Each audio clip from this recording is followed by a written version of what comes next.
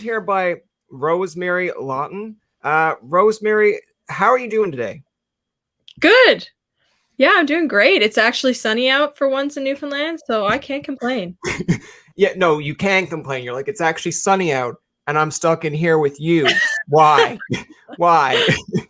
um, yeah, no, I mean, we don't have great weather in Newfoundland. So the days that it is sunny, you kind of almost feel like saying, I'll be honest with you. There are times that I'm looking out today and I'm like, oh man, I got to do some interviews later. I'm like, I kind of hope it stays sunny out when this is all done. And of course, knowing my luck, as soon as the interviews are done, it's going to be like drizzle, Yeah, snow. I'll be like, what happened? That wasn't even in the I don't think forecast. it's supposed to stay this nice out today. Like, I think it's supposed to do that exact thing. So Yeah, yeah, enjoy that. yeah. Well, I think it's funny because we're used to getting kind of like the bad weather in your April, in your May, where like there's still people out there right now like, okay, let's enjoy it while it lasts because any given day can change to snow around here. Where I Yep. look at it and I think Toronto had snow the last few days, and there were people on sports radio up away that were like, this is horse crap. Can't believe this. I can't golf. I'm like, Well, we've had have you never junior. been? Like, have you never been to Newfoundland? We just looking at me like, oh, we got ahead of ourselves. We thought we were gonna get good weather. Yeah, I remember there was one summer when I was a teenager, and I think it rained all but about 14 days that were spread out throughout an entire summer. It was like raining every day for the entire summer. Oh yeah, you can ask my dad that. My dad would be able to tell you like what year that was. He'd be like, well, that was the year that I was doing this, and I was like, how do you know this stuff? He's like, Brian, when you get old and you like nice days, you remember the bad ones. I'm like, okay. I'm like, that's great. That's good advice. Solid. Rosemary, the first thing I really want to get into you a little bit about is tell me your career path of choosing the fiddle. Like, I know we had Natalie McMaster on, and she kind of explained why she chose the instrument she did, but like, why? Just curious. Well, I mean, my family's very musical, but singing and piano has always been my family's musical thing. And yeah, I my mom put me on piano lessons when I was in kindergarten, and I used to just like slither off of the piano bench and just like lie on the floor because I just in protest because I hated it.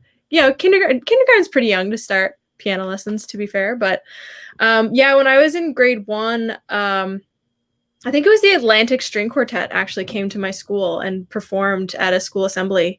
And I went home from school that day and told my mom I'd found like the most beautiful instrument in the world.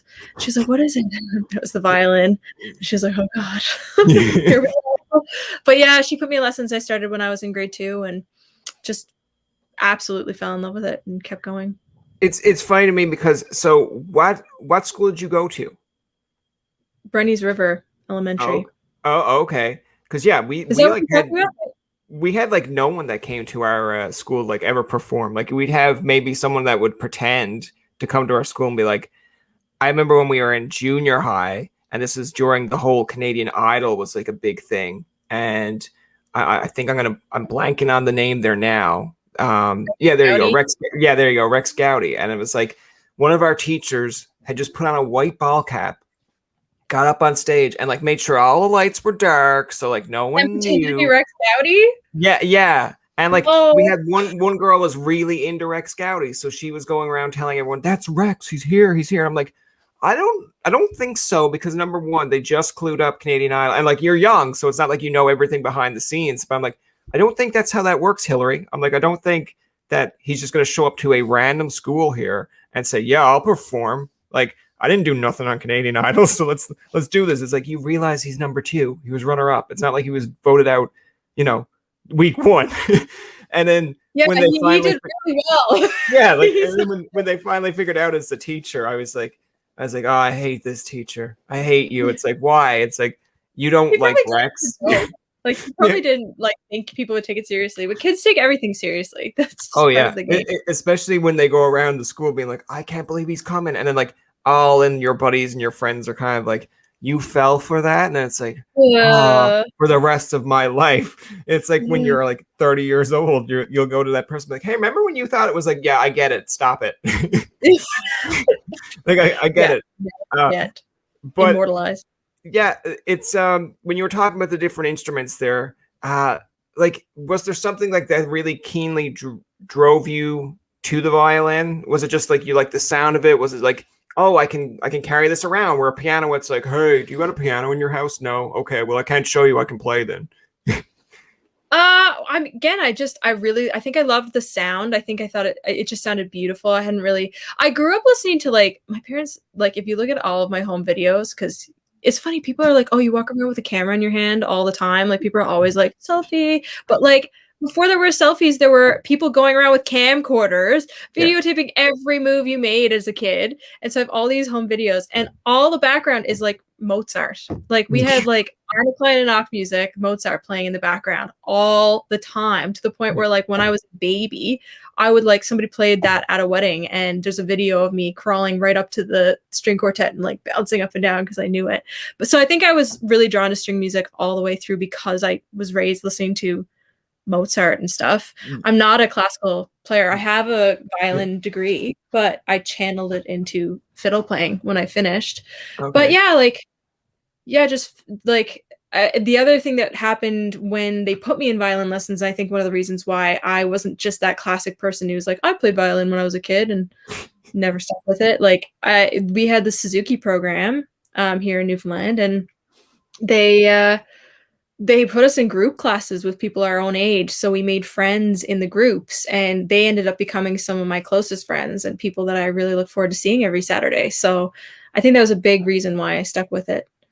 Yeah, it's all sometimes just like if you have a friend that's interested in the same thing, or they kind of persuade you to, I guess, be interested. Like I feel like if you were someone like myself that would like bowling. So bowling is one of those sports to me. It's like, how did you get involved in bowling? Like, why are you not in hockey or soccer? I'm like, that's really a good question, because that's pretty much it. Like everyone that I grew up with played hockey and soccer.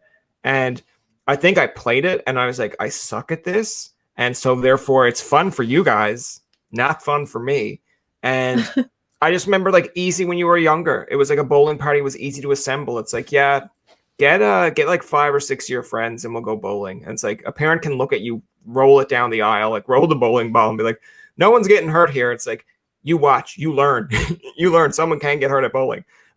Yes, but I think that was just, yeah. yeah, like I think it was just easy for me to just be like, oh, okay, this is I do more bowling stuff where it's an individual kind of sport compared to like a team sport like hockey, where it's like, how did you miss the open net? I'm like, oh, well, there's plenty of ways I missed the open net. I suck. Number 2, the pass was horrible. And number 3, the goalie is great. And it's like, but there was no goalie in the net. I'm like, stop it. I didn't know you were paying attention. We're bowling. It's like, if you mess up, it's kind of like, oh, that's on me. I messed up. I can't look back and be like, you sneezed and that distracted me. But yeah, so like when you have more friends or whatever that are involved in that, I guess it kind of drives you to keep going. Because I assume if I didn't have friends there, or just basically said, yeah, nobody here likes you, or nobody here wants you to play, I'd be like, okay, yeah, I don't think I want to play this anymore.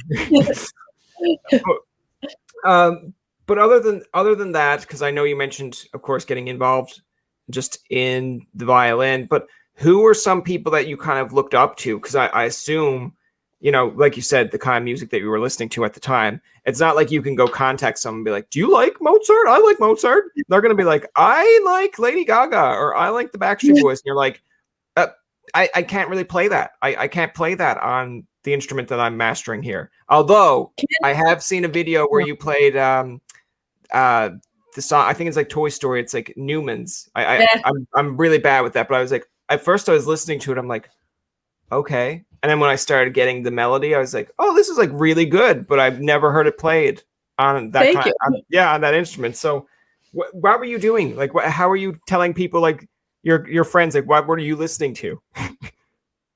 Sorry, what?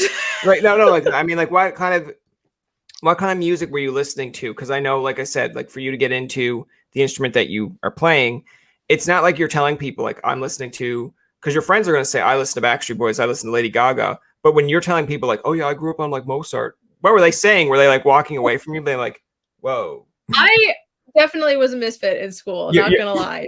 not most of my friends, like I had some friends in school, but like we just didn't talk about music. We just played pretend in the playground.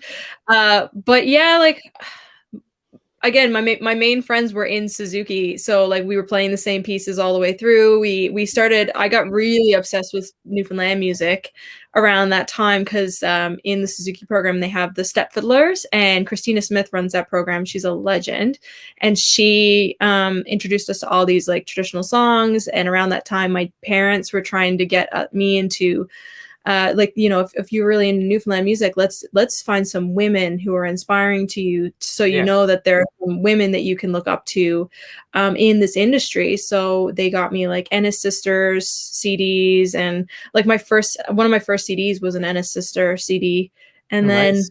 yeah, like I think a lot of my friends just really love Newfoundland music too, so we just played fiddle tunes all the time and hung out. Yeah, I think it's interesting because when you were mentioning about the fiddle tunes and like the Ennis sisters, like yeah, I think my mom like loves the Ennis sisters, and like of course in Newfoundland it's big. Like if you go anywhere in Newfoundland and say the likes of Great Big Sea, Alan Doyle, like even some places like even Celtic Connection. Now I know there are probably, hopefully there's not, but there's probably pockets in Newfoundland that are like what, and I'm like, what do you mean what? Like it's the Celtic Connection. How do you not know? Everybody.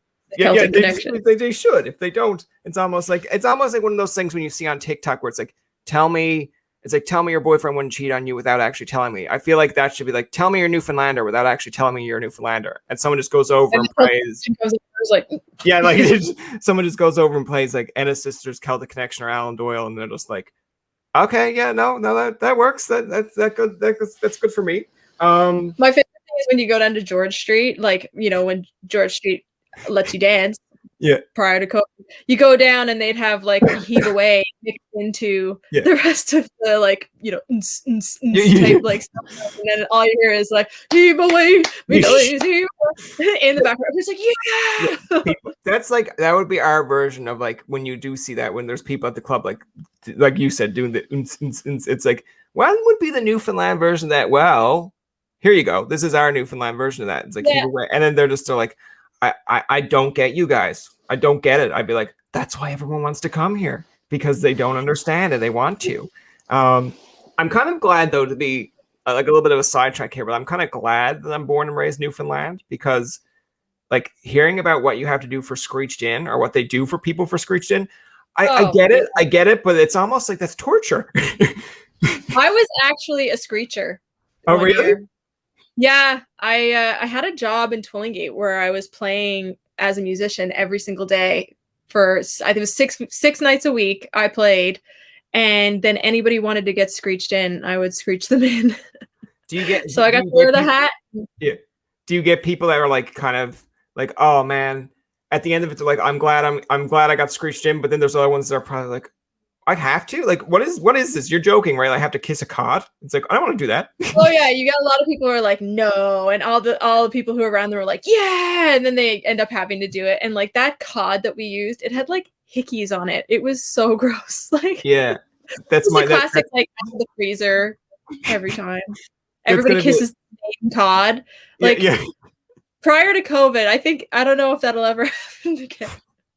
It's probably like with everything that's changing, and especially with like the culture that changes with like, you know, cancel culture and stuff, that's probably going to be I'm kind of glad we haven't got hit with that a lot, but I feel like that's going to be coming soon, where someone's going to be like, I can't believe we did this. Like, we all kissed this cod. It's like, yeah, and you didn't care, and now all of a sudden you do. It's like, yeah, because it was gross. It's like, who said at any point it was great? It was always gross. Yeah, it was entirely always gross. I remember I went to Ireland and kissed the Blarney Stone and got so sick after. Yeah. I was like flat out flu that same trip. And I swear it's because I kissed the Blarney Stone. They wipe it down with this little rag after you do it. Yeah. It's almost like, there you go. It's clean again. It's like, no, it's not. Yeah. Thousands of people who kiss that thing every day.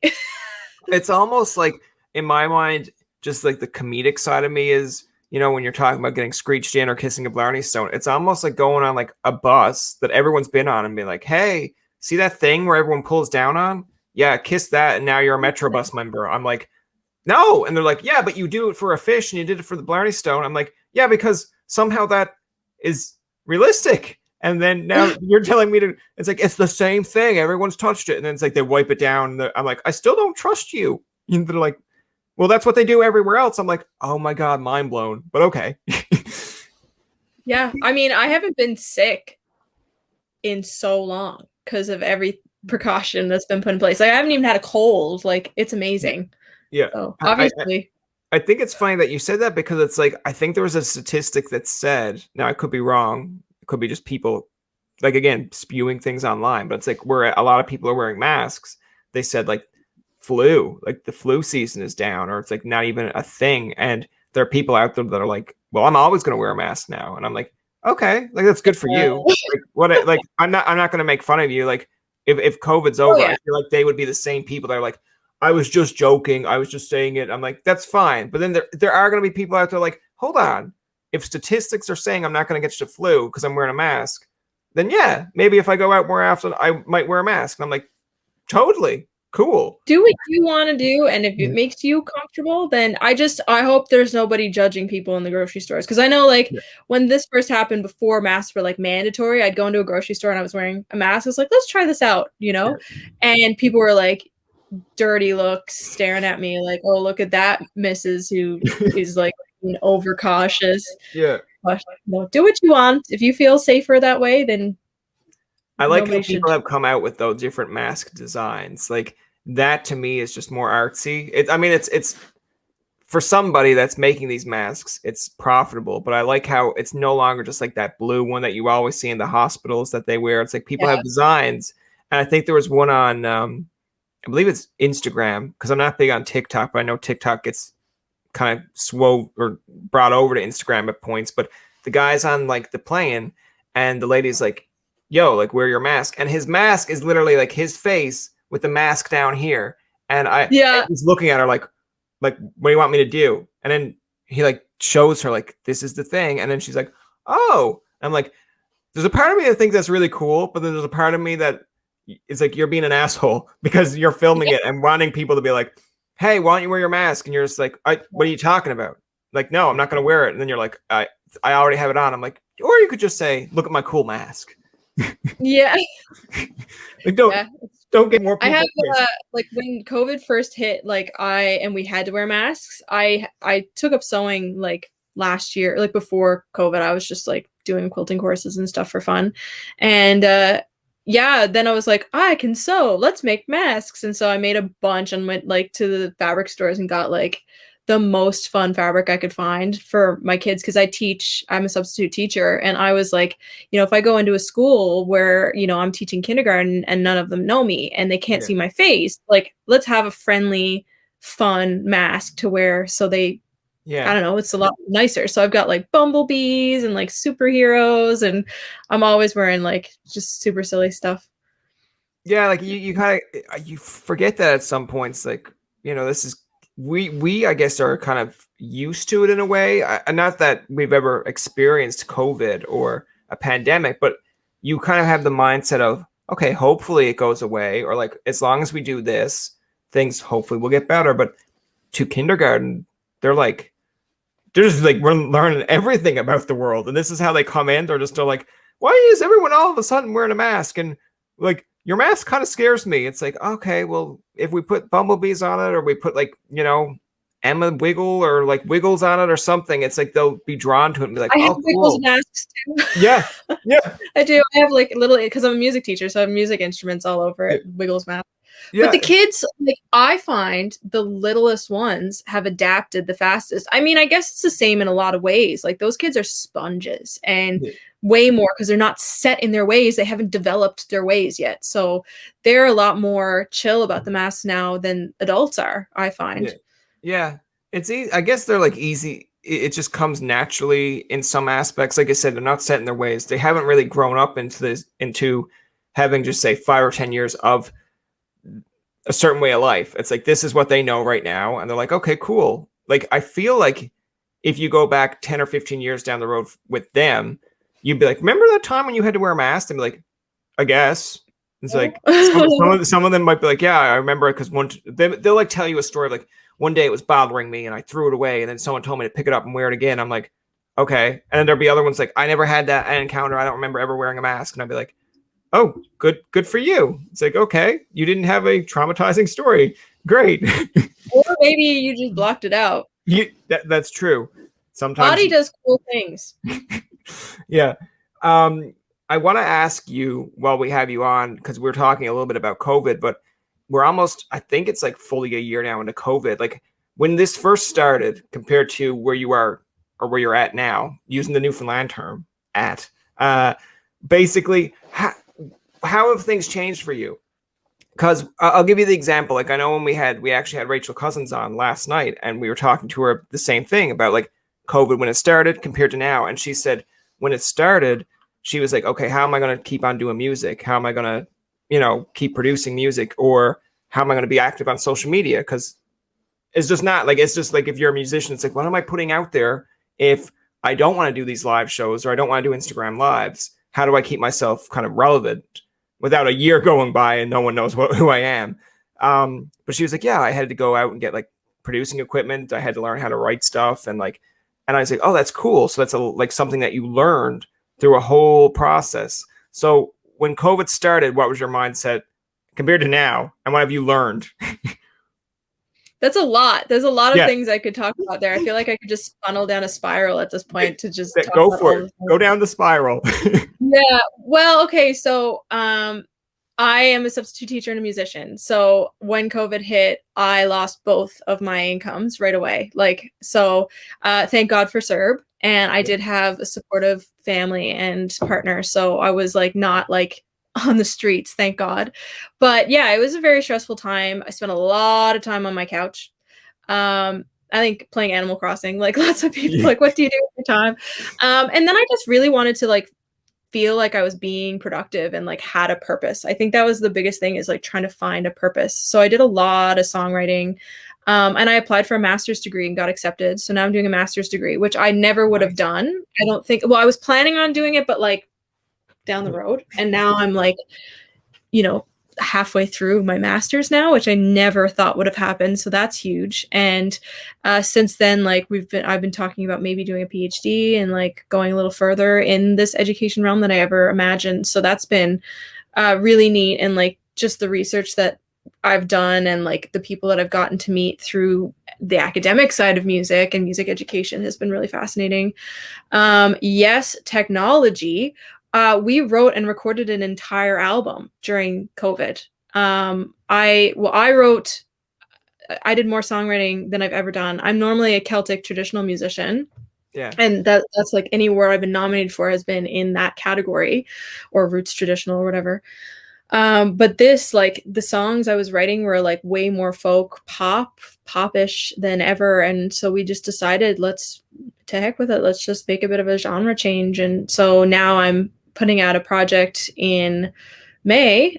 So like really, really soon. The single's coming out on week from yesterday, and it's all borderline top 40s pop. Like there's some hits in there, and I'm really excited.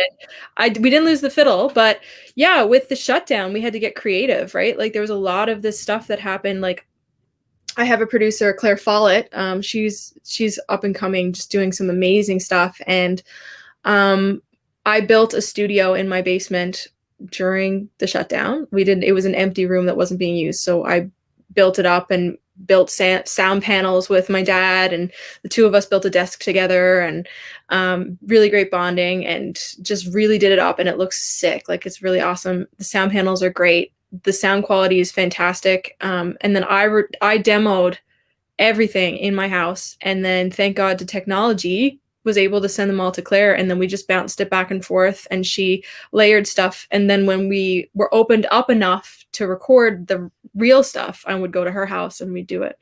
But now, since then, I actually have a fully, I've finally gotten everything I need for a fully functioning recording studio. And so now I'm looking at getting a permit to sort of start my own little recording studio, private studio, violin studio out of my house. So a lot of changes have happened since COVID, and a lot of really good things have come. Yeah. Like I'm a lot more self-sufficient than I ever was before. I'm a lot more versatile than I ever was before. And yeah, I've got a fantastic space that I never would have had otherwise. Now, are you to go off that a little bit because I want to? There's a lot of things I could branch off into there, but like, are you a bit more introverted or extroverted? Introverted. It's funny because a lot of people think I'm really extroverted. That's what I But was gonna say. I was gonna be like, geez, it sounds like she's like all over the place there, but now she's like, I've learned to be more introverted. I'm like, oh, okay. no, I actually like get a lot. That was the other thing I was gonna say. So like I'm super like it takes a lot of energy to get out and talk to people, and I love it and it's Yeah. really nice, but I need the time to go home and decompress. So I get really overwhelmed at times and just like need to just shut everything off. We call it hitting the wall. I hit the wall. Um, so it happens like every couple of months I'll hit the wall and need to like just just chill for a bit. But yeah, so yeah, if you, like when we stop talking, I'm putting on sweatpants and I'm going into my cupboard. I have a cupboard of chips and sitting down watching Netflix. Like this is my Oh, plan. really? Okay, interesting. Because I go about the way now. Maybe it's just um I how's the best way to describe it? Because I know growing up, see, I'm not overly popular in school. Like I was like, okay, I got two or three close friends, but even those were a little bit like distant-ish. It's almost like, if you're going out with like four or five buddies, it's like each buddy has their like go-to guy of like, I'm gonna contact you all the time. We're gonna be best buddies. Like Yeah. these other three, fuck them. If they join us, great. If they don't, whatever. And it's like I was probably always that guy where it's like, he's number one. He is literally fuck him. Whatever. If there's five of us, that guy is not. And I was like, all right, cool. I was like, okay, so I got to try to form my own band. So it's almost like you have the Backstreet Boys, and it's like then you have, say, like 5 Seconds of Summer. And it's like, we are the 5 Seconds of Summer. We're not the Backstreet Boys. We're there, but we're not. And I was sitting there going like, okay, so I need to kind of form my own friend group. But it was like never close because I guess in my mind, I'm like, I don't need to be overly close with you guys. It's like, if we want to play a sport, great. If I want like you to come over and play a game, great. But I think their mindset was like, this guy, he doesn't like us at all. So we're also all going to be friends and he can go off. So when I got older and I went to university, like when you get invited to parties, I would always want to be like the mainstay or like the person in the room that brought everyone together, or was like, I want to be the comedian in the room. But at the same time, it's like once the party was over, I'd be like, okay, like great, we can still talk. But like once everyone was done, last person's left, I'm like, like go in a chair and they're like, are you okay, bro? I'm like, yeah, I'm just partied out. They're like, you didn't have to talk to everyone. I'm like, you don't understand. That's not how I work. I have to. I have to. And then it's like 3 days later, like we're having another party. I'm like, okay, let's do it again. And it's like, yeah, and then it was like a month later, it's like we're having another party. I'm like, I think I'm gonna skip this one because I can't give it my best performance. They're like, what are you talking about performance? You just come and talk to people. I'm like, you don't understand. It's not how I work. It's a whole thing. Like it really is. It's the exact. If I'm not in the right mindset, I'm not going. Yeah. Like so many times I don't go to parties or I don't go to shows. Like the Music and L Awards, Yeah. I won, not this year, but last year there was Music and L Awards. I won an award. And I was like, woohoo, went to the award show. Like, that was fantastic. Won an award. I was really like, yay. And then everybody went to the after party and I was like, see ya. Like, I didn't go. Yeah. Because I just didn't have the energy to do that. Like, nah.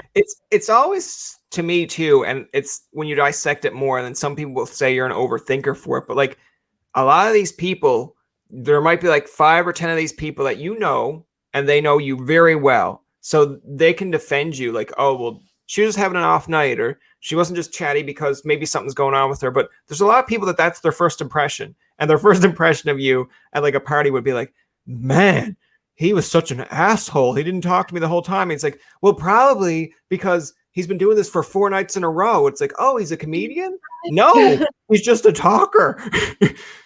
So he's tired.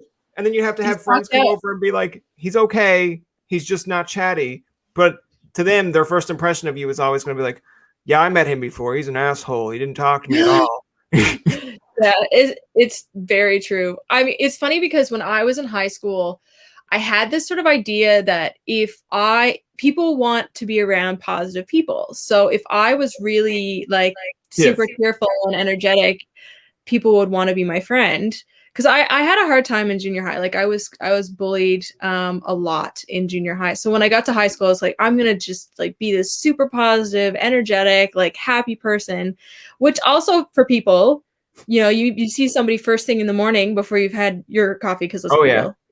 Those are the people I You tell them to go like, away. hey, how's it going? How are you doing? They're like, and that was me. I was that person. I was like, hey guys, like super cheerful, super energetic, really crazy.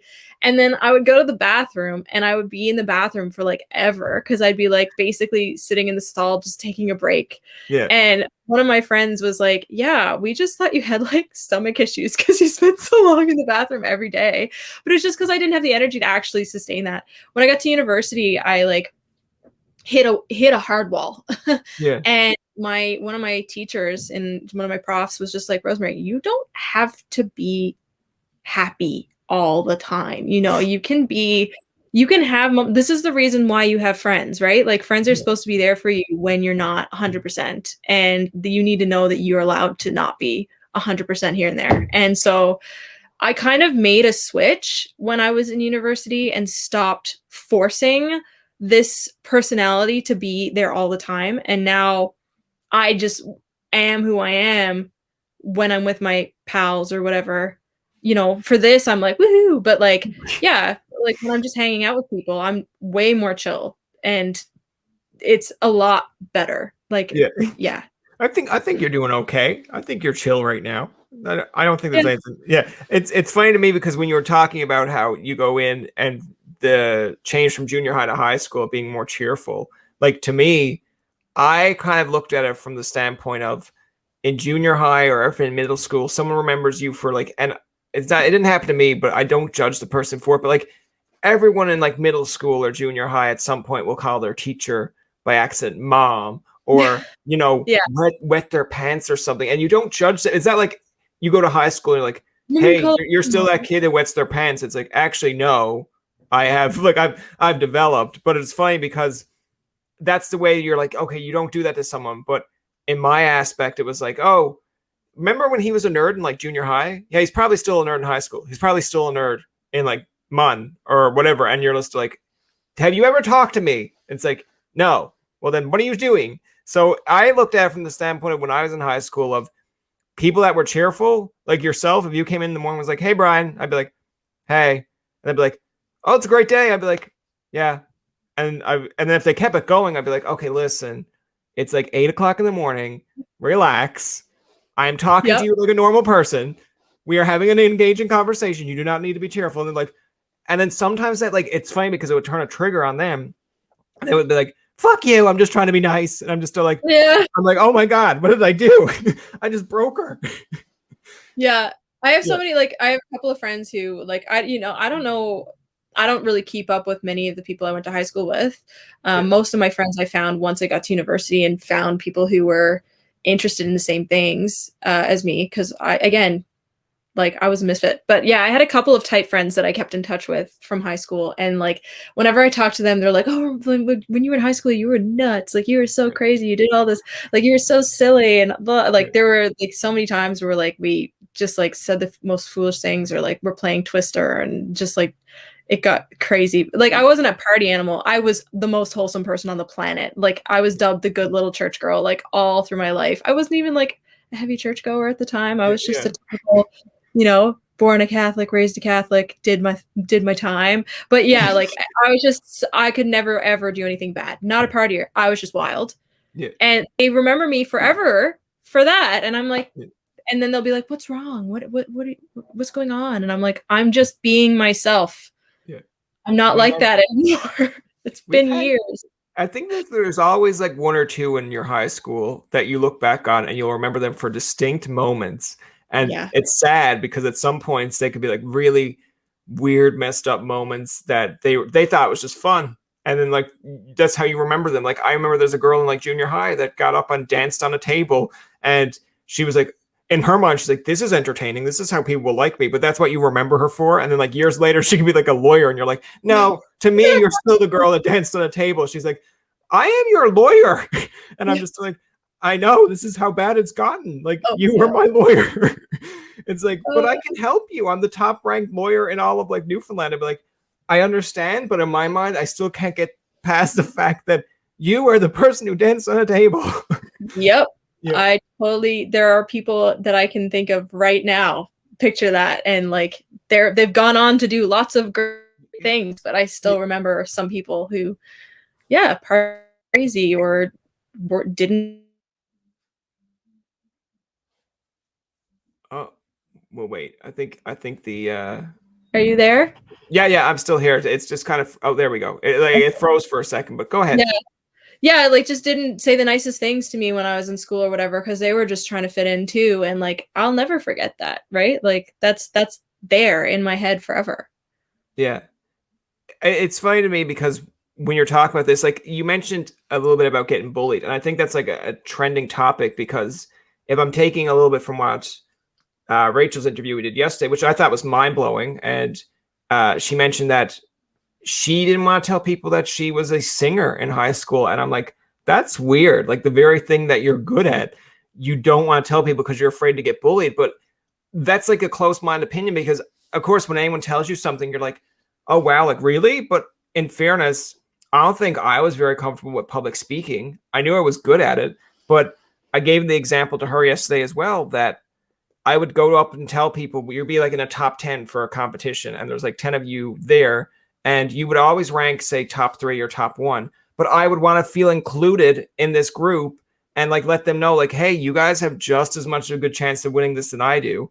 And I'd go like, you'd overhear them actually say, "Oh, I'm nervous," and I'm like, "Yeah, I am too." And then they'd like oust you. They would be like, "Screw you! You always finish top third. What are you nervous about?" I'm like, I cannot be nervous. I'm not allowed to be nervous. It was like it's almost like reverse bullying, where it's like you realize I'm okay if any of you win. Like I'm not here being like, "Fuck you, screw you, I won, suck it." I'm like, if you win, great. I'm just trying to be included here, but it's like reverse bullying. It's like, no, you're good at this, so screw you. You can't be a part of this the shitty public speaking club. I'm like, I want to be a part of the shitty public speaking club. I want to belong. Yeah, I want to belong. But have you, when you were mentioning, of course, when you were getting bullied in school, were they picking on you for like the type of music you were playing, the type of stuff that you were into, or was it just more or less like, look at this girl over here, all cheerful, screw her? No, I have this other issue where I don't understand sarcasm at all and take people really literally all the time, and it's really bad, like really bad. And even now it's still bad, but I'm like getting better at it and inform my friends that like if you say something and I say really, it's because I really want, like, did it really happen? Did that? And they're like, no, it didn't happen. I didn't like skydive 20 times in my life. No, I don't know. Like I had I hope this musician like doesn't watch this now and see me, but like I played a show with a musician that I was really excited to play with, and I worked so hard. Like I practiced really hard. I tried to show up early, like did all this stuff, and at one point I got locked out because COVID. I got locked out of the building because they had different rules and stuff, and like worked really hard to get in. It was not my fault, just didn't happen. Got into the venue, like that was fine. We got over it, played the shows, all went well. And I went over, thanked the person for playing with them, like for having me or whatever, you know, polite, gave them a Christmas card, whatever.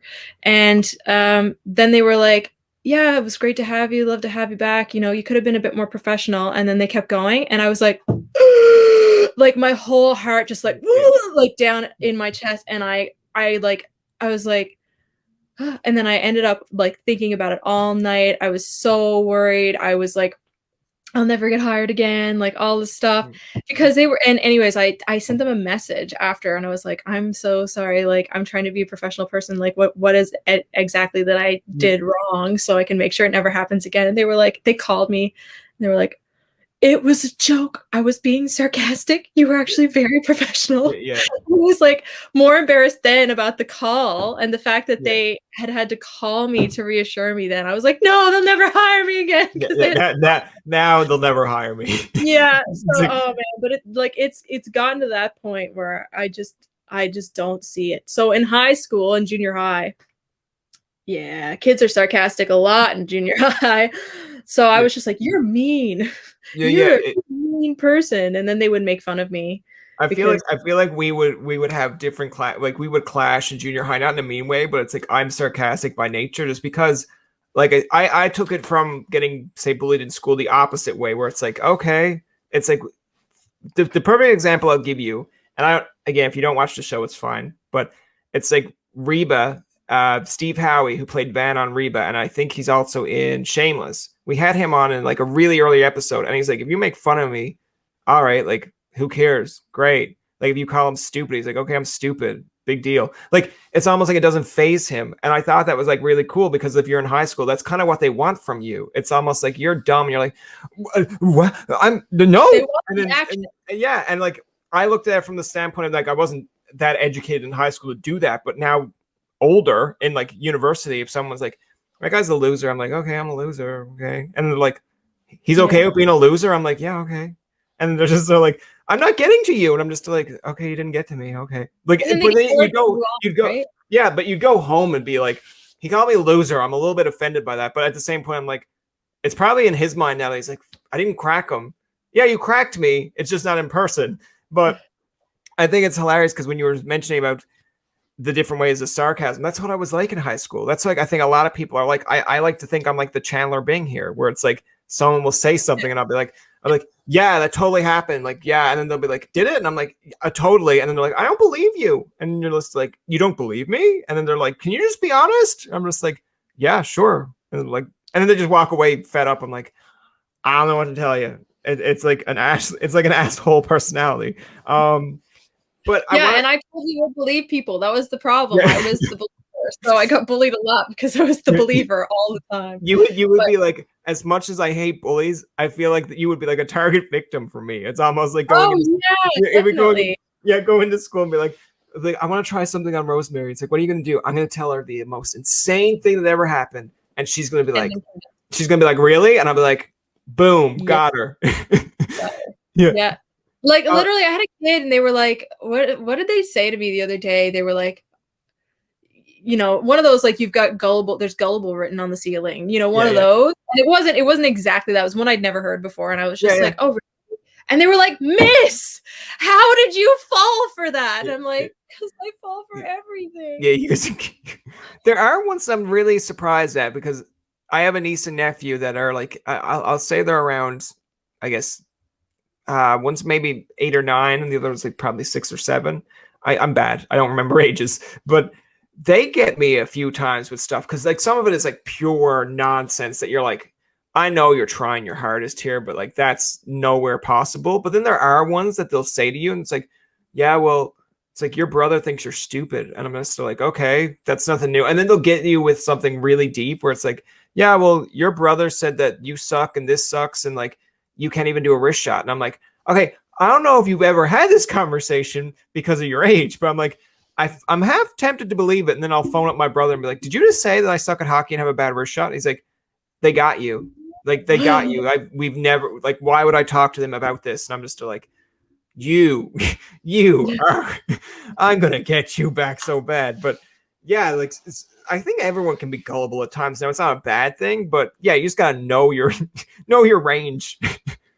Yeah, and I've gotten, again, like every year I get better at like reading it. It was hard. It's hard with the masks now. I don't same facial cues, right? But like, yeah, I've gotten a lot better like at reading people's expressions and like just body language to kind of tell, or I'll just flat out ask. I'll be like, guys, I don't understand sarcasm. Are you being sarcastic? I cannot tell.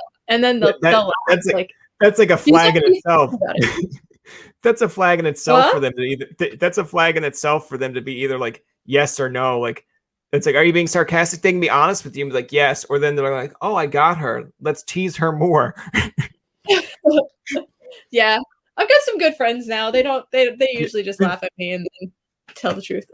The other thing I really want to get into a little bit, to get into like, I guess, the music side of the conversation here as well. Now, of course, East Coast Music Awards are coming up, and it's honestly still up in the air for me, because interacting with so many different acts that are supposed to be on like the showcase, even hearing from, so I believe Jay Malone is like a co-host at some point as well. And even I was talking to Jay and I was like, what's going on here, Jay? Do you know? And he's like, honestly, man, like, I'm getting some notes, I'm getting some like feedback, and I'm like, okay, but it's all up in the air. So honestly, like, has anyone sent you an email or a message saying, this is what you're doing, this is what we're trying to get done? Because it seems like a lot of people are still kind of like, whoa. Well, with the Newfoundland bubble closed, and like Music NL has been really like pretty good. Like they're working as hard as they can to get this working.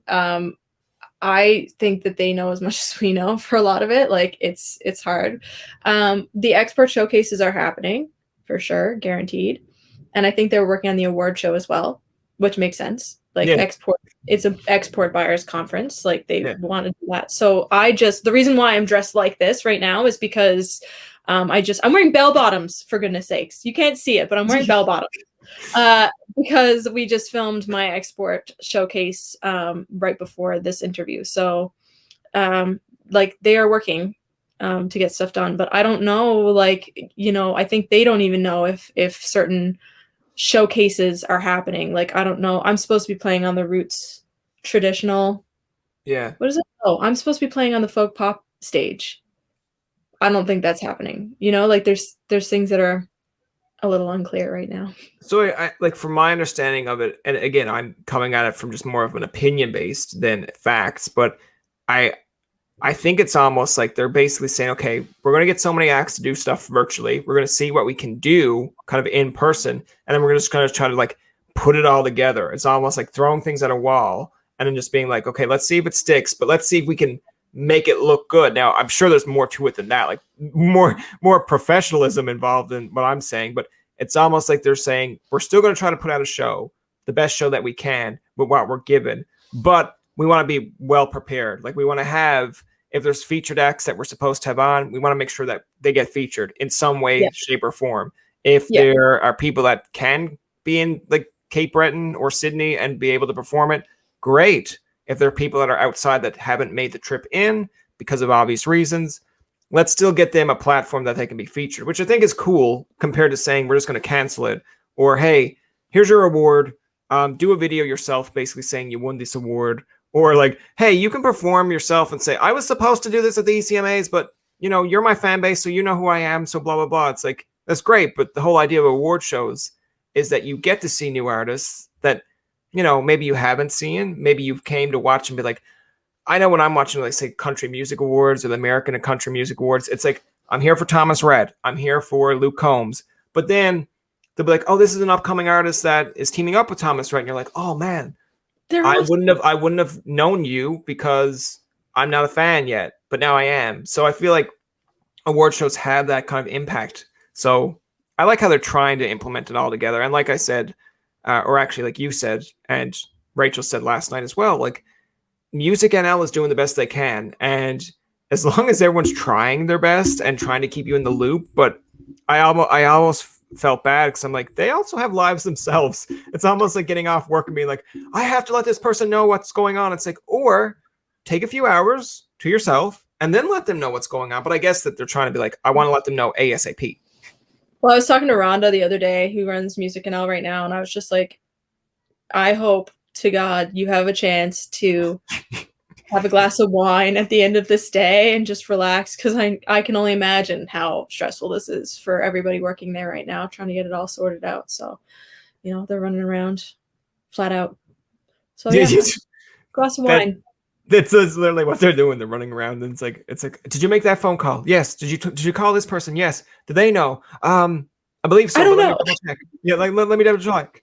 You were talking a little bit about a new project out in May. I believe I'm gonna cheat a little bit and look at my note here to make sure I get it right. But it's called Canvas.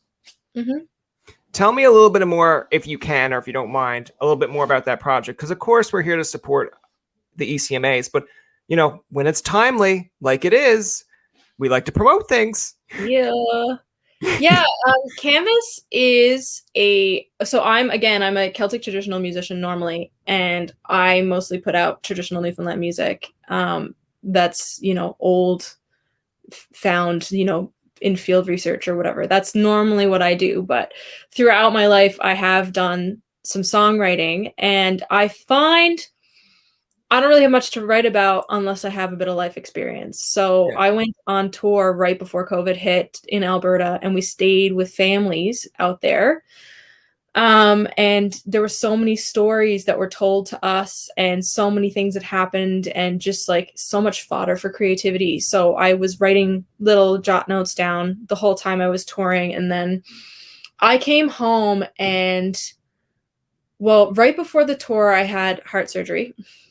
Oh wow. Just a minor one. It wasn't a major heart surgery, but it was Okay. a heart procedure, and it took the wind out of my sails. It really did. And then I went on tour, came back, and my grandmother had passed away pretty much the week after I got back from the tour. Then had to hit the road again for another tour, and then COVID hit. And so it was just like a series of big events, life experience events Yeah. that had a lot of impact. And I think when I wrote a lot more at that period of time, because I was trying to kind of come to terms with it all and figure it all out and just see how it all felt, and inspired by a lot of it. And so, yeah, writing became sort of like journaling.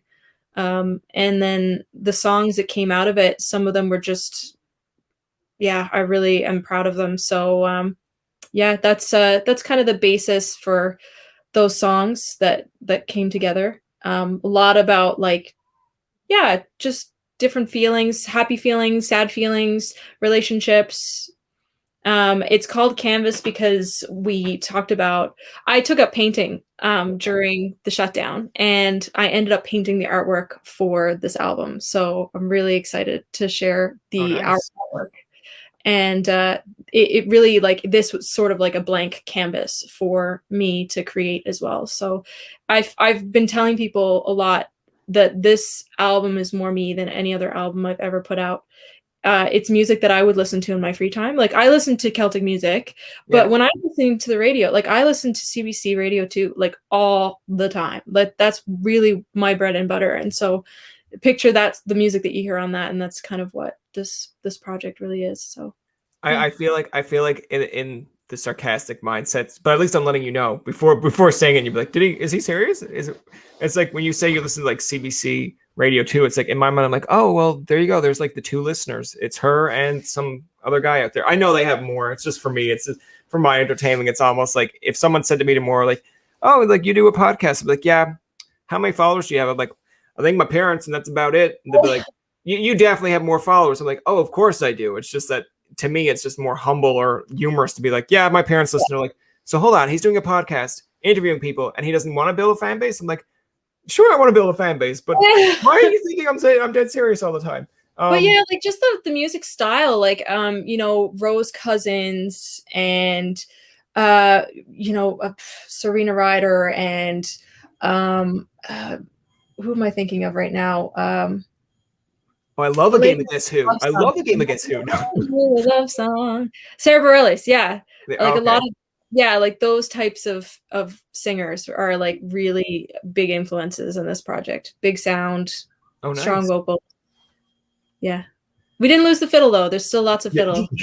Yeah, because I was actually going to mention this, and I hope it wasn't going to be like insulting if I put it out there. But like when you were saying earlier about how it was more like kind of folk pop, but like you still have the fiddle, but maybe not as much. In my mind, when I think of, I guess, and hopefully, like I said, it doesn't sound too off-putting, but I look at someone like an Ed Sheeran sometimes, and I'm like, there are some music that it's not what you think mainstream music is because you hear different backgrounds or different instruments in it. And I'm like, okay. But then someone's like, oh, well, Ed Sheeran's just doing that because he wants to be in like a different genre. I'm like, no, Ed Sheeran's doing that because look where he's from and look at the background. And he's Ed Sheeran. Like, leave him alone. But He'll do whatever he wants to do. yeah, he does Ed Sheeran. I don't think someone from Newfoundland, like not me, but someone from Newfoundland be like tweeting at Ed Sheeran, like, I don't like your music. He's like, oh my God, guys, forget it. We're done. We're done. Music. We're done.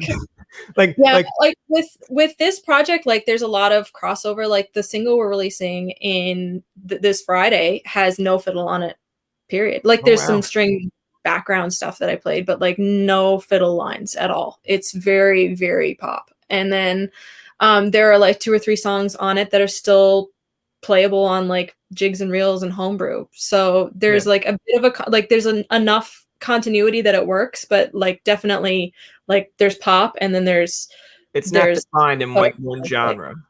Yeah. Yeah. There's a flow and it all fits. Yeah. But yeah, it definitely has some like spectrum. Well, that's good. I mean, like, because I think it's funny because when you talk about music today as well, like even with say, I know with pop music, maybe it's always pop is pop, regardless what it is. Like everything can kind of go into that pop filter. But I think when you talk about say country music or Celtic music, it's interesting that the dynamic can change. Like I know with country music, some people will say, "Well, I like Garth Brooks, that's country to me," and then some people are like, "Well, I like Rascal Flatts," and then some are like, "Well, I like Chris Stapleton." But yet it's all country, but it's all like And like Taylor different. Swift was country at some point too, right? Yeah, Like, yeah, yeah, exactly. It's like all it can be all classified into a realm, but I think where we really peak in just Newfoundland culture or even just East Coast, it's like if someone becomes more famous worldwide, it's like that's great. Like if you have someone like a Classified or Jimmy Rankin or Heather Rankin that all over Canada knows them, and like there's parts of the States and elsewhere that like their music, but it's like you still feel connected because they might like the one hit or something that became like really famous. Like I don't know. I'm not going to use facts, and I hope it's more opinion based. But just say with Jimmy Rankin, followed her around. There could be all of Canada and just say the world will know that song, and they're like, "Oh, great, you know who Jimmy Rankin is." But do you know this song? And they're like, "No." And it's like, "Oh, well, the people on the East Coast do." And it's like it still brings you that tie-in together. Like Classified, obviously on like say Much Music charts. He's been on Canadian charts for Inner Ninja. But someone in like the East Coast be like, yeah, but have you heard about the Maritimes? And then someone's like, no, I don't relate to that song at all. I'm like, well, we do.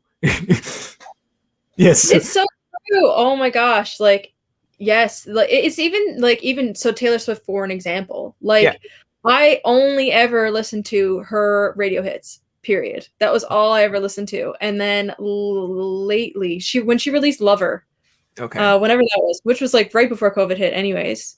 I really gravitated towards that album because it just spoke to me during a time that I needed that sort of music. And I listened to the whole album, and it was the first time I'd listened to any of her entire bodies of work. And there is contrast in there. There's different stuff, and like some of Yeah. the stuff she's putting now, like you could have like The Weeknd playing with her on one track, and then it's just her and an acoustic guitar playing like bluegrassy type stuff in another track, and it's just there's contrast. And Yeah.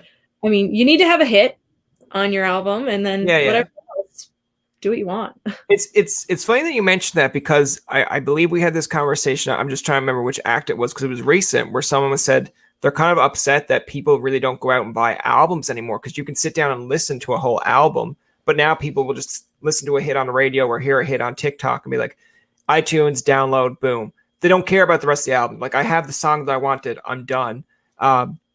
But I remember when I was younger, I would get like a Backstreet Boys CD and listen to that like Every every song. And there's songs out there that I will like repeat or like find myself singing, and someone's like, "Who sings that?" I'm like, "What do you mean? This song is like 20 years old." And it's the Backstreet Boys. Like, I remember that being a hit. I'm like, it wasn't a hit. I just liked it from like this CD. yeah, And then to hear them even talk about it, like the record producers, like, well, we wanted to. This one we thought was going to be a hit. This one wasn't. But then the band members like, well, we really wanted to release that one. I'm like, well, it's still cool to me. But like in today's world, if that became trendy on TikTok, someone's like, okay, got it downloaded. I'm like, but did you hear the whole album? No, I got the one song I wanted. Which is interesting because I guess people are like more or less trying to find the hits. Like to go off your example of Taylor Swift, I look at it like Miley Cyrus for me in a way because she can do, team up with a rapper one time, and then you're like, maybe not the song I like, but okay, it's trendy. But then she can also team up with Dolly Parton. Yeah, she came out with I think her album is out, maybe. I'm not really fully sure if her album is out, but like I've only ever heard It's Been a Long Night and the Mirror's Telling Me to Go Home. Like that one that's on the radio right now. That's the one I hear all the time, and I love it. Yeah. But I haven't like downloaded her album. I have been doing that a lot more lately. Like if I hear a song that I'm really into, like I will go and see if there's more from that artist that I like. But I guess I'm not like that's not as common. Yeah, like I would like to think that it is because like Spotify, like I know Spotify is evil, but like it's still like those streaming platforms allow you to go in and just click, like download a whole album and listen to it. Like I'd like to think that when I release this album, people will listen to all of it because I love every single song that's in this project, and I really hope. I'd be concerned if you didn't. I'd be concerned if you had to say. There's always like, especially, and I mean, maybe not when I'm at this level, but like if you're at a higher level, you have like, your producers are choosing your songs for you. Yeah. You might necessarily love every single one, or like the book. I put out a book, a songbook of empowering songs about women in Newfoundland and Labrador back in end of 2019, and I put out the 2 albums to accompany that.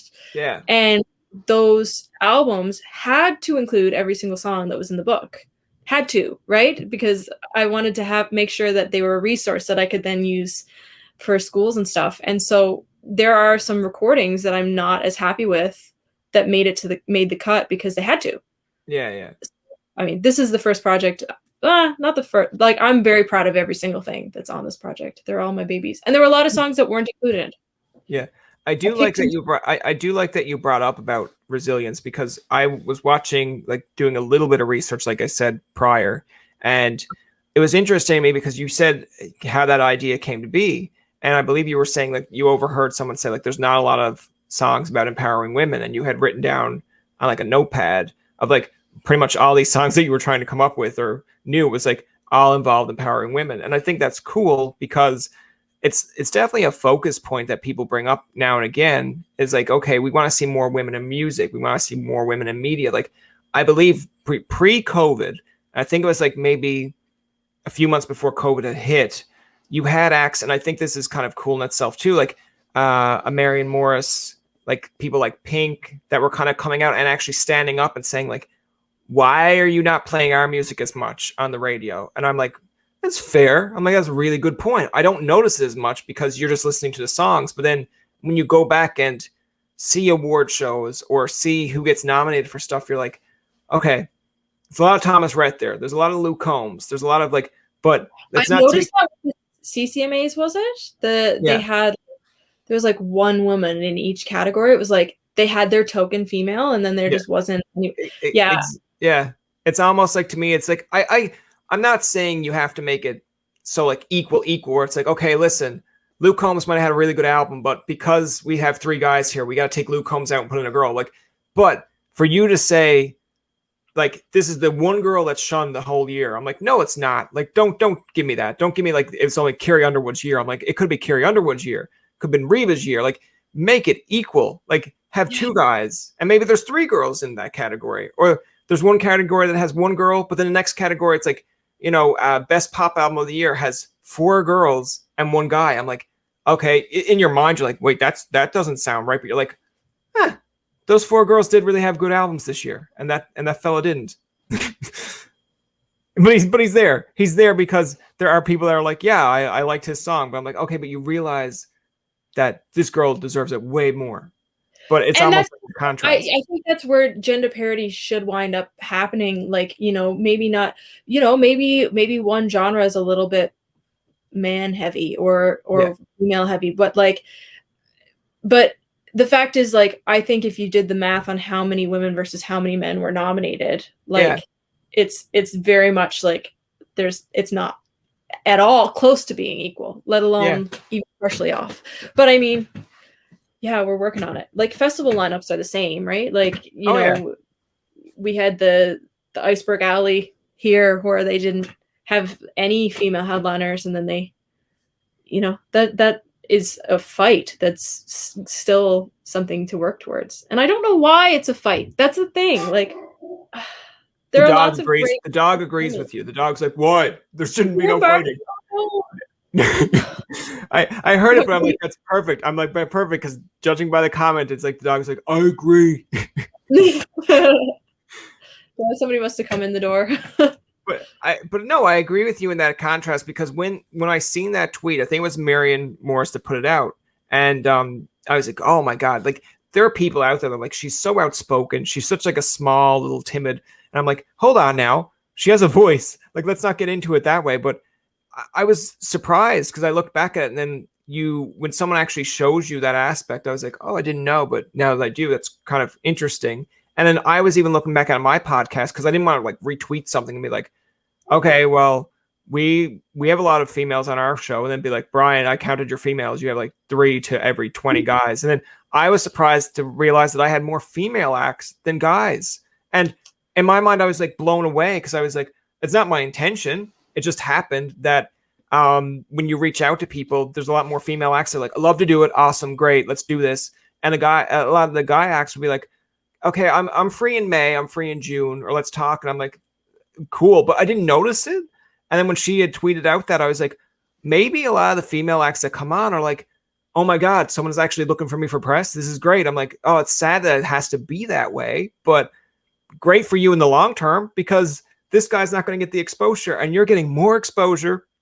Like little like fan bases like myself or podcasts that are just starting off will remember you coming on when you were, essentially you could have been a bigger name or a rising name. And we're going to be like, yeah, she was great to have on. And that's good press for you compared to someone who's like, yeah, I can come on in like July. You're like, oh, okay. Like, I hope I remember to reach back to you in July and hope you can come on then. But yeah. Yeah, it's like, and it's hard too when you think about gender parity in festivals, because I know like I was encouraged to apply for certain festivals that weren't even like my genre, like a pop or a metal festival at the time when I was very much Celtic. And they were like, oh, because you tick a box, you should apply because you might actually get the gig. I'm like, yeah, but what if I get the gig and then show up and I'm playing fiddle at a metal festival or something crazy? And then people are like, what the hell are you doing here? And it's like, well, I ticked a box. I got the gig because I'm a woman. Like that sucks. You don't want that. Yeah. I feel like that's a little bit more like, although I'm sure the hindsight of that's supposed to be like good, it just doesn't come across that way. It's like if I'm doing a podcast right now and they're like, we're taking 20 podcasts from Canada and 20 podcasters from Canada. And you're like, great. And it's like, okay, we're taking 20 male. And then you apply to be like one of the 20 male. And it's like, you don't get it. And it's like, well, actually, we're allowed to have one person with disability. And then you get the one because you're a person with disability. You're like, all right, great, I guess. But at the same point, it's like, why couldn't I just been classified as 20 male? Like, why did I have to go in here? I feel like the same way about, and I mean, I feel so like, I feel like I shouldn't talk about like race because I'm white and I'm privileged. At the same time, I feel like it's the same way. Like you don't want to be the token person of color at an event because you ticked a box, because you could be you might not be good. And then you're hired to this gig because you're a person of color. So we did our job today. Yeah, no, I think there's a lot of people out there to this day that would agree with you in that aspect. Like I know it's a little bit outside to the music side, but when people apply for jobs, and like I've actually had recruiters tell me this, it's like, well, we have a status quo of how many like people of color we have to hire. And I'm like, why do you have to have a status quo? I'm like, if the guy's good for the job, hire him. If he's not, he's not. But there's this thing now with social media and everything where it's like, okay, you didn't hire that person of color, the person with disability, so they should be hired. I'm like, well, no, not if they're not good. Like, I don't want someone working a forklift and it's like, well, actually, we had to hire him because we didn't have like the one person with disability on our payroll or one person with color. And I'm like, but now they crashed the vehicle. It's such a hard thing. Like, I don't know if there's any right way to do it right now. Like maybe there is potentially someday, but right now, like gender parity clauses in contracts don't seem to work. But at the same time, if you don't have them, there's still that inherent bias that can happen that will prevent people from getting hired. So like, how do you get there? Because I mean, it's interesting. I watched a YouTube video or something. I can't remember where I saw this, but it just really stuck with me. This person, he works for a company, and this girl that he was working with wasn't getting the same output of work done in a week that he was getting, and his boss was getting really frustrated because obviously she wasn't doing as good a job because her output wasn't as good. And then this guy, he went on one day and he was just having the worst work day, and people were being super condescending on email and being like, let me talk to your supervisor, and like he was having such a crappy day. And then he realized that he was accidentally signed in on her email. And so he'd been signing off all the emails with her signature. And people were just inherently seeing her name, or, oh, I'm dealing with a woman. Obviously, she's not the boss. Or, like there's that was happening. And so they ended up switching, like actively switching to be like, was that just a weird day? Or is this always? And they traded emails for a week just to see. And the output of her work elevated like exponentially, and his output went down. And it was just like these inherent biases that people have that they don't necessarily realize. And this is why there's a pay gap that you don't necessarily see, because a lot of people are like, there's no pay gap, that doesn't exist. And it's because people don't get hired because the clients don't necessarily trust a person because of their gender or their color of their skin or whatever. Like it's fascinating to me, and also awful. Yeah. I mean, it can be fascinating and awful. I mean, I look at people like watching like murder mysteries, and they're like, it's fascinating to me. I'm like, it's also awful. And they're like, but I'm interested. I'm like, okay, I'm not judging you. I'm just like, I'm a little bit more keen to be like, hey, if we're out in public and it's like no one's out with us, I'm gonna be like, this person knows a lot more about how to, like kill me, dig me up, and make sure no one knows about it. I'm like, I'm like, I know how to make you laugh, I guess. They're just like, yeah, I know a lot of stuff. But you're right. It is kind of interesting in a way. Like that story to me, I'm going to probably sleep on that later and be like, oh my God. I'm like, it seems like something that someone did just for like a YouTube clip or something. Be like, hey, we're going to change roles for a day and see how this works. But no, that legit, I'm sure happens. Yeah. Again, it seemed very extreme to me. Like it blows my mind that somebody could feel that way. But like, I have seen people say like, I've had so many different things said to me as a woman musician, or people vent to me about working with women or other women musicians, and forget that I'm also a woman. And then I hear like, I get stuff that it's like, what? Why did you say that to me? Because like, you're coming across like a terrible person right now. yeah. It's like you realize that I know that person, or that we're kind of in our own semi bubble. You know what? It's something that I think we all need to get better at, because I know, coming across, say, a podcast platform like myself, when I see, say, a male post of a sports podcast, and I might listen to like 5 minutes of it, and I'd be like, this guy sucks. Like his opinion is crap. And other people might like it. But like, I feel you go into the comment section of that, and there are people like, oh, this is good, or this is garbage, blah, blah, blah. But there are people that will like, if a woman posts a sports podcast, I don't even think people listen. I just think people just go instantly to the comment section and be like, how dare you talk about sports? It's like, okay, but you realize that she's like a WNBA player and would whoop your ass every day. Yeah. It's like, but it's like, I was talking to somebody the other day, and they were saying, like, oh, I hate hiring women. I have this female in my band, and it really bugs me because I have to have an extra hotel room for her, and I have to pay for that extra hotel room, and that's really expensive because she can't room with any of the guys. And I'm like, that's fair, but also, your solution is hire more women. So you can have those women share the room, and then you don't have to worry about that, right? Like that's your solution. Don't not hire the woman because you have to have one extra hotel room to pay for, right? Just use the advantage where it's like, okay, it's almost, so I'll break it down like very simplistically. It's like if you're paying just say $50 for a male room, and it's like, well, I gotta pay $50 for 5 males to stay in this room, and oh, now I gotta pay 50 for one female, or like, or get like 4 or 5 more women that you can hire as well, and then therefore they can all stay in that room too, and there's more musical acts, there's more people there, and then it's like boom, it kind of helps her more in just one way. She don't feel isolated, number one. She has someone to bounce off of, number two, and it's like it's a win-win. Like I guess companies look at it and be like, that's more money for me. It's like, yeah, but down the road, if all these females became really like good musicians, and just say this female band that has like the males in it became well known too, it's coming back to you in an aspect. Like I think we're getting there, but it's not quite there yet. Fair enough. The last thing I kind of want to get into just briefly as we wrap it up here, what things would have you liked to see or looked forward to if you had to go to the ECMAs? Because I know a lot of it is being done somewhat virtually, and some members have said they really liked, or they missed the fact that they don't get to integrate or engage with other artists like yourself and like just bounce ideas off each other, like maybe form a bond. And I think that's cool because that's essentially what happens with award shows, with anything. Like you meet people that have similar interests. What kind of things would you be missing right now if you had to go to this award show in like 2 weeks time? I mean, so like I've been to the ECMAs twice, I guess. And the first time I went, I wasn't nominated. I was just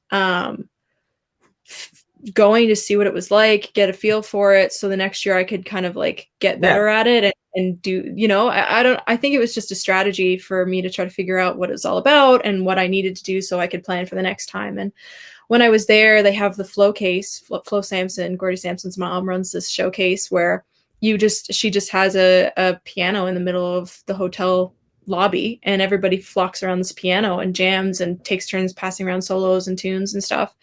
And I went to that thing every night because it was fun and it was a jam. You meet lots of other players, and I got picked up by the Calgary Folk Club to play at their event, and it was a nice paycheck and also really big audience. And she heard me there at that show. I didn't have a showcase. I wasn't even a name that anybody knew at this point, but she was like, "Oh, that girl who played at that showcase." Like there's all these little opportunities that exist when you go and you network. Like if you go to one of the shows at, like I ran into Ashley McIsaac and I was just standing next to him at a bar and I turned my head and I was like, "Oh, you're Ashley McIsaac." And then we just nerded out on bow technique. And like, that's not going to happen now. Like, fair enough. But like, there's certain things that like, you know, the chances of you meeting a buyer in a bar watching a show are very high, and getting to know these people on a more personal level and getting to become sort of friends instead of just being like,